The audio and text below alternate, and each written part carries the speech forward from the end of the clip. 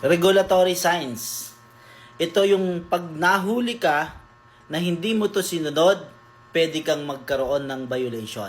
Pwede kang matikitan. Three group of road signs in the Philippines that you must be familiar. Number 1, regulatory signs. Mga nagtatakda at nagbabawal. Lumalabas ito sa examination, no? Yung regulatory signs. Ibig sabihin po niyan, signs that inform the road users of traffic laws and regulation which if disregarded will constitute an offense. Pwede kang matiketan kung hindi natin gagawin o susundin yung nakatakda o ibinabawal ng regulatory signs. Ano-ano ang mga regulatory signs na makikita po natin sa ating kakalsadahan? Una po, yung prohibitive signs. Yan po ay ibig sabihin prohibitive, ipinagbabawal. Ano bang nasa bilog na pula? Bawal po yan. Ikalawa, yung directional signs. Yan yung nagtatakda. May mga arrow po yan. Minsan pa ganon, minsan pa ganon. No? Sunod po niyan yung miscellaneous signs. Na nakalagay dyan yung pedestrian lane, yung third zone, hospital zone, tapos yung yield sign, magbibigay daan. So priority yung dadaan. Bago ka pumasok, bago ka lumiko, priority yon.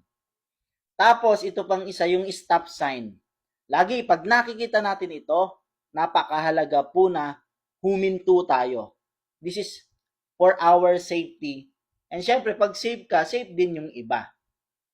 No, ganun naman inilagay yung batas eh. Pag safe sa'yo, safe din para sa iba. So, stop sign. Sa mga kotse, full stop po yan. Sa mga four wheels, yun nga po, full stop. Pagdating naman sa mga two wheels, ang full stop, nakababa ang dalawang paa. Hindi po nakaangat. Nakababa dapat ang dalawang paa.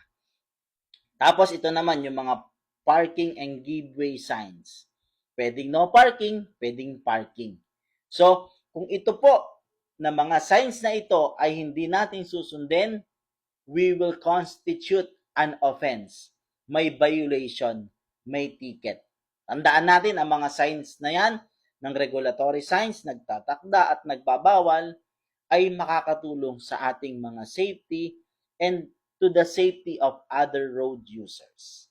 Makakatulong din yan sa ating pong examination sa mga nagre-renew at sa mga kukuha ng bagong lisensya.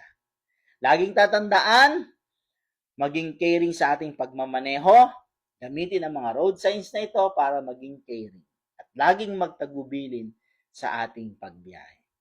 Muli po, sana nakatulong at nakapagpaalala at maraming salamat po sa